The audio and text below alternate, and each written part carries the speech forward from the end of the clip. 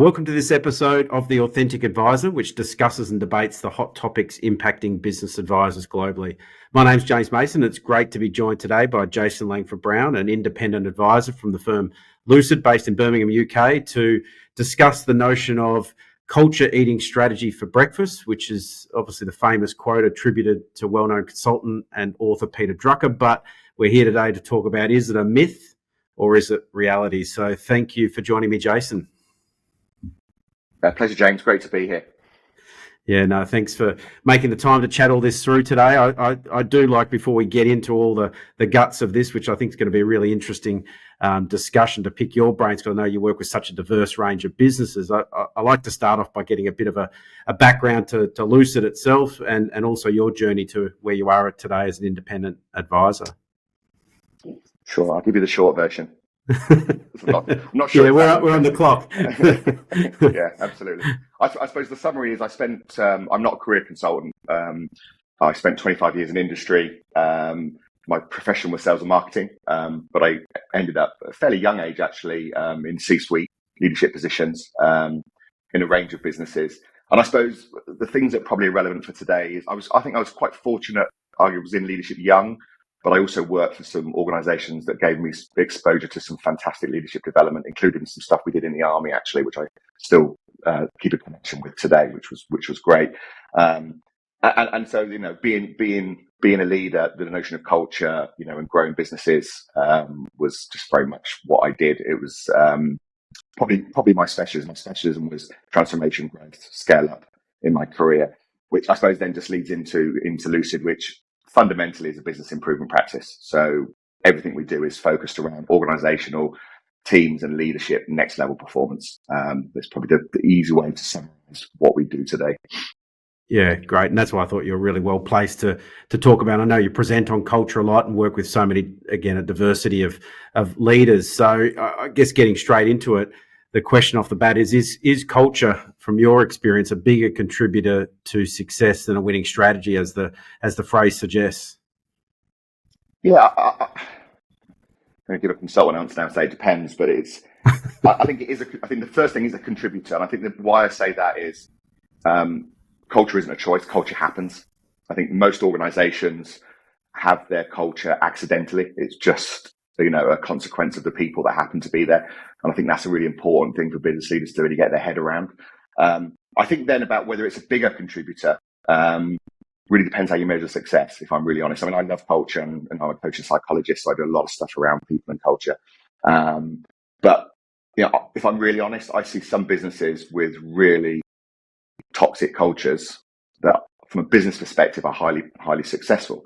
You know, and so I suppose that's when I say it depends how you measure success and maybe where your moral compass sits, because if you're happy driving a business, burning out people just to make money for yourself, arguably that's successful. But I think, you know, for me, if you really want to take people on the journey, look after people in the process, leave a longer lasting legacy, then for me, culture has to be the bigger contributor. And I think as well, sometimes you get there faster and more efficiently if your culture is sitting alongside everything else.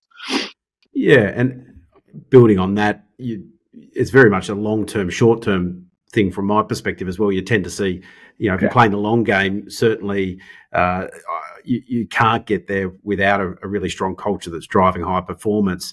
But I do see a number of people that can get the strategy piece right, but it tends to be sort of a 4 to 5 year trajectory, and then it starts the slow decline. So yeah, I'm with you. I think for that longevity, and yeah, you do see businesses that are highly profitable with a toxic culture, but you don't see too many long-term businesses that last very long. No. I think you're right, because I think there's a couple of reasons. I mean, it's hard to have longevity when you're burning through people, because you've got to keep bringing more people in to burn through. It's actually exhausting for you as a leader. And when you've got a strong culture, your people then start to take the load for you. When you're just, you know, smashing through human beings to make money, you know, it's all on you as a leader. So that's pretty exhausting. Yeah. And I guess that builds onto my next question in regard to, you know, can you succeed with an amazing culture but a poor strategy? Because you do see a lot of people, especially, you know, a lot of startups and with social media now, people are coming across so much great material of the importance of culture and the like. But is that what you see from your perspective, that yes, you can have this amazing people and all the attributes of it, but a poor strategy and still get success? Yeah, I think you can, but I think I suppose my last point on your previous question is it's pretty inefficient. So I think the great thing when you've got a great culture, a great group of people that trust each other, work well together, are aligned on their values, behaviours, whatever language you like in this topic, they usually can figure it out. They can usually they figure out as they go along. But of course, the business consultant then says that's pretty inefficient. So, and probably the converse is if you've got a great strategy but a terrible culture, well, I was back to the first question, maybe. But I think you've probably, I think I see as many good strategies with poor cultures being unhinged and not working as I do good strategies with poor cultures winning. Yeah. So okay. I think you've got, so it's that was where I'd go on that. Yeah, because you do see, I see a lot in typically the technology space where you've got, lots of very passionate people, but there may be then that strategy or that's poorly executed, or, the hypothesis they've got around a product or service just doesn't cut through. So you've got to certainly run both in parallel. I've found I still think there's a big component of the strategy piece there, almost pulling in unison and probably equally to a certain extent. Would you agree? It's interesting to talk about technology, because technology in particular is interesting, because I agree with you, but I think it's also often about people with an amazing culture and they love each other and they're passionate, but actually even beyond the strategy, their model, their actual fundamental business model they're trying to tout is slightly flawed, because they're so busy trying to be great people, they haven't really thought, actually, is this really what the world needs? Is this the way the world will take what it needs? Which obviously would lead on to a strategy. So I think it even goes more fundamental that in technology more often than not. Mm-hmm. So what do you see the keys to a high performing culture from your experience? I think fundamentally it comes down to trust. So I think that's the ultimate aim that business leaders should be looking for. I have lots of conversations with business leaders looking for the secret sauce. And really what they're asking me is, what does a great culture look like? And they're often actually, when you start to dig into it, fishing for what are the right words? What are the words they should have in their core values? And it's interesting when you look at the top performing cultures, it's something that's measured in a number of places every year. The words that these high performing cultures use are very unremarkable and very similar to lots of other people's words. But when you start to really dig underneath it, you start to see the word trust is what actually underpins it. So I think for me, that ultimate key is, if it's working, all of us here can look at each other and trust each other to do or to behave in the way that we think we should behave. Of course, because how we think we should behave is different to how someone else thinks they behave. And that's probably another important thing about culture, is there's no good and bad. It's what's right for us. And if we all do what's right for us, that's all that really matters. So I think that's the ultimate one. But I think a couple of other things to add to that is, you do need alignment on your core values, core beliefs, behaviors, whatever language, you want to use. You have to have role modeling from the top, for the leaders, but you need to stay through. Absolutely. And you have to find ways to enforce it and drive it through performance. Certainly the businesses that I work with and the ones that I've observed, are very happy to put people's basically to performance manage people against the culture, even ahead of the actual job. In fact, I've got a client right now who's just made a switch in their performance management, where they've put how people are performing against the cultural values above how well you're doing in your job. So I think that is a real good example of really putting enforcement of culture to the top of the list.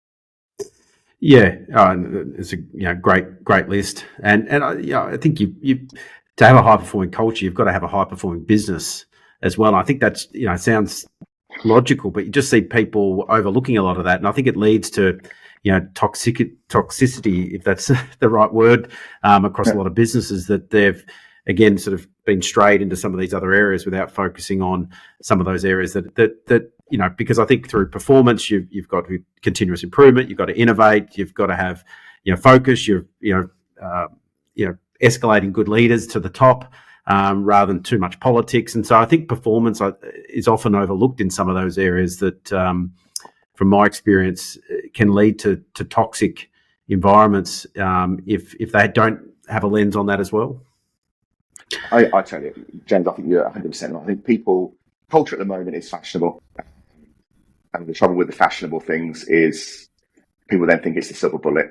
And culture is, I mean, we've got about 11, I should know this off the top of my head, about 11 factors that we think are in play if you're going to successfully grow or improve your business. Culture is absolutely one of them. But all those parts of the recipe are equally important. And performance is one of them, by the way, as well. So I think you're right. I think this is the problem is that culture is only part of the puzzle if you want to think of it like a puzzle. And if you're ignoring everything else, then you're gonna struggle to achieve what you want to achieve.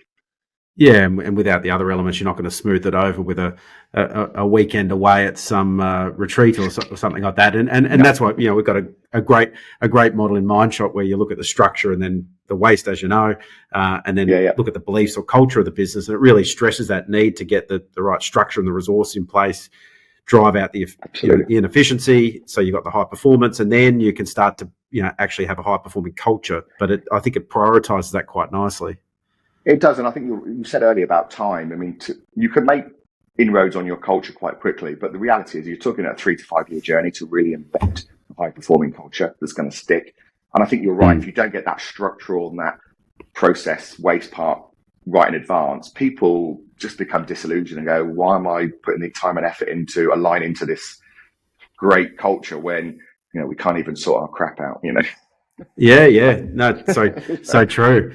And that probably leads me on to the next. So we talked about what makes a high performing culture. What do you see as, if you need to name sort of the issue that you see holding back a high performing culture? The common one always, which will resonate with most people, I'm sure, is not removing those that don't fit and doing it quickly. Yeah, good point. I'm going to contradict that in a second, but generally, when you've got people that don't fit, most performance management isn't about people not being able to do their job. It's normally about the behaviour that's deemed unacceptable within the organisation. That's what it really boils down to.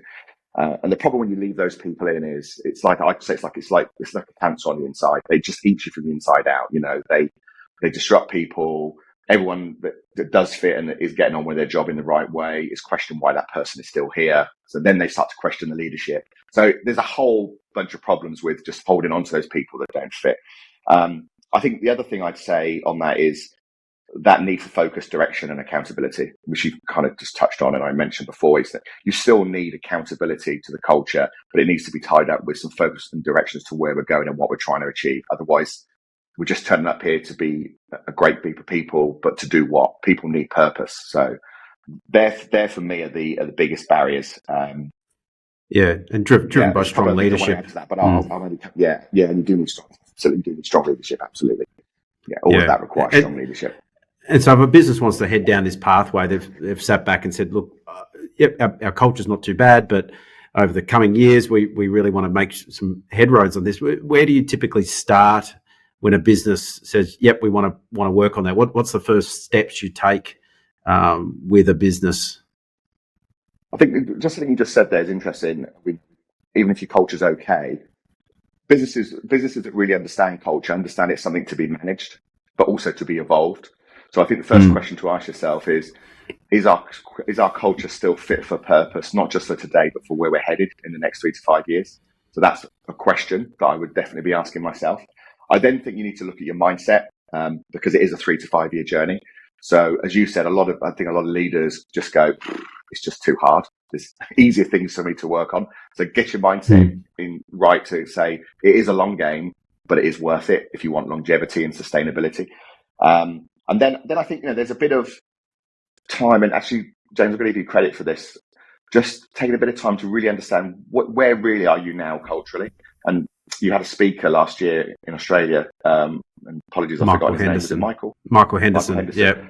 Yeah. And I had some challenges around some of the work, but what I thought it was absolutely brilliant for, not so much for transformation, but for actually really deep diving in, really understanding where we are now culturally. I thought it was a brilliant piece of work for that. So I definitely think that understanding where you are now. And I think then I mentioned at the very beginning, most people have an accidental culture. It's just happening because human beings, this culture, it's not a business thing, it's a social thing. People will create cultures, even in friendship groups.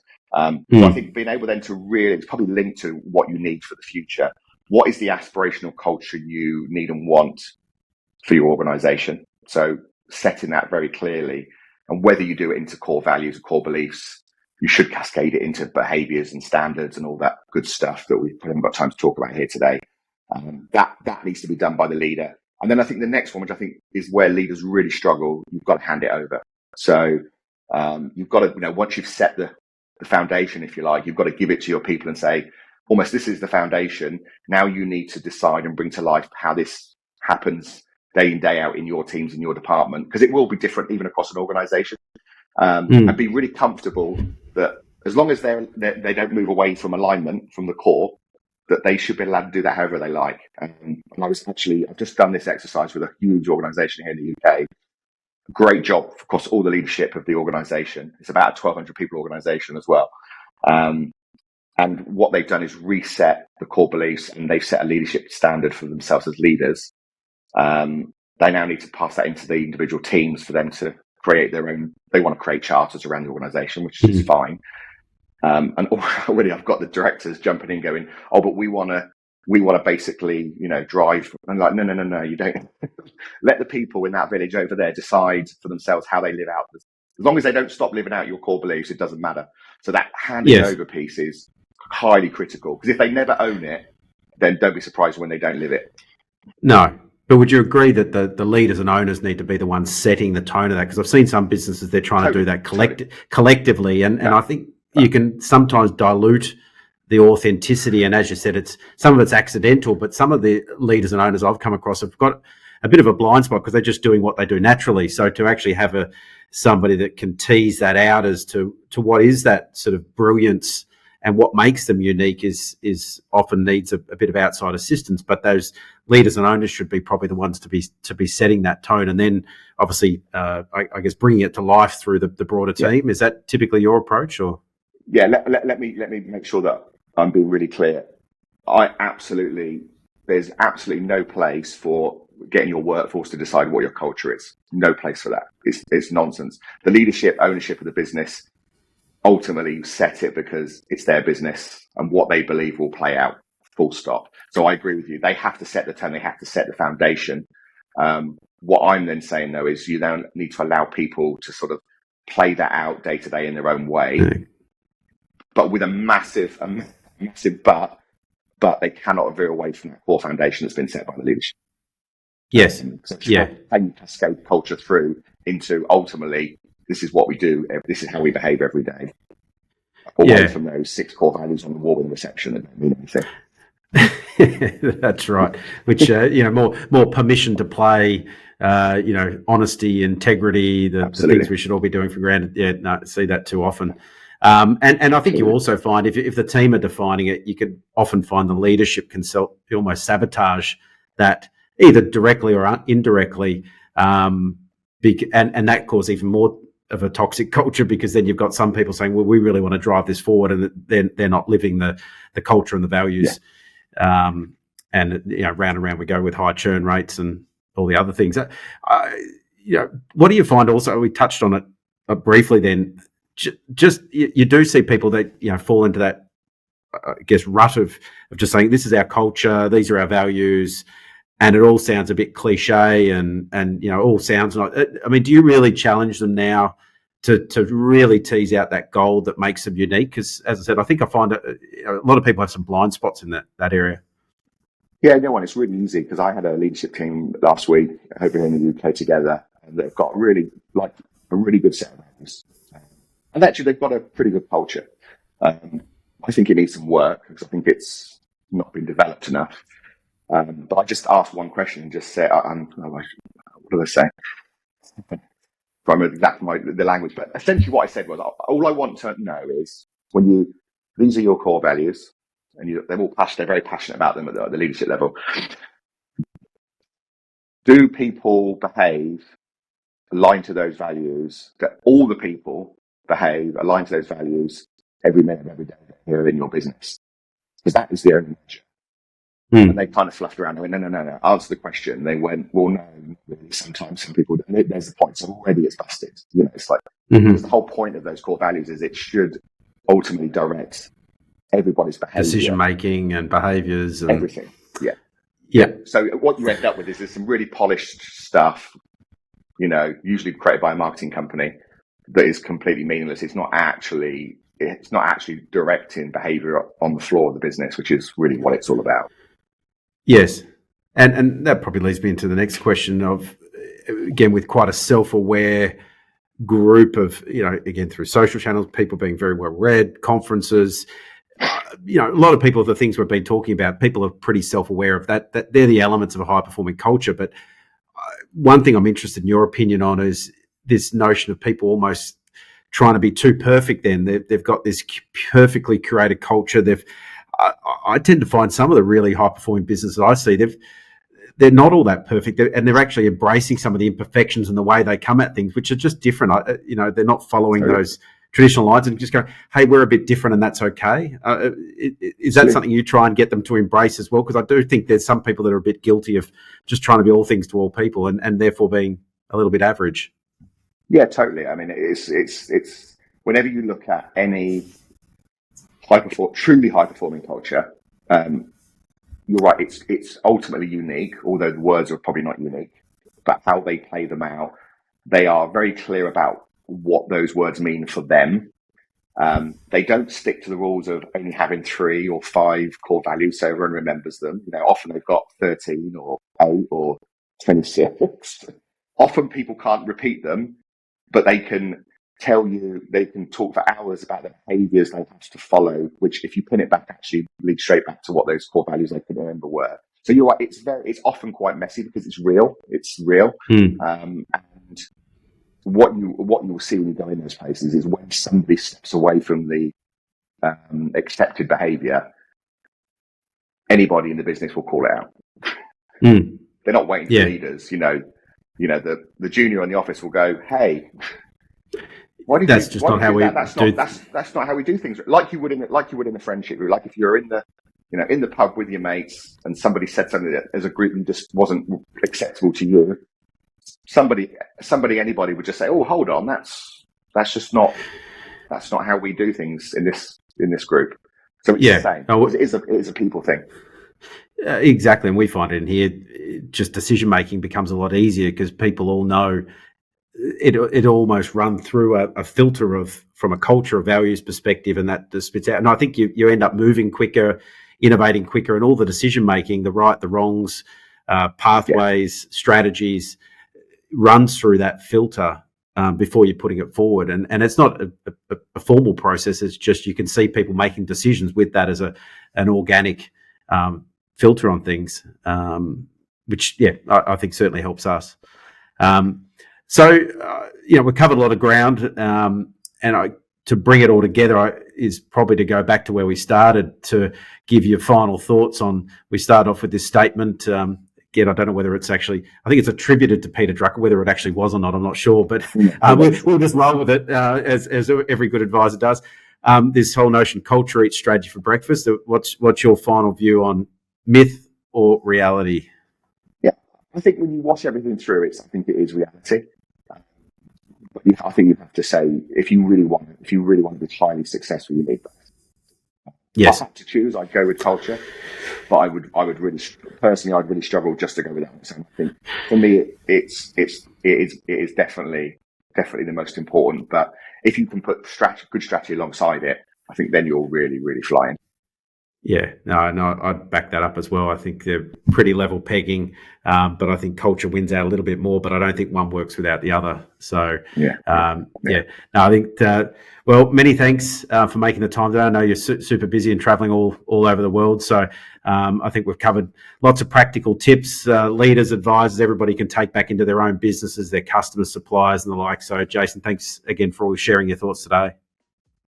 Thanks, James. Great speaking to you. All right, mate. Speak to you soon.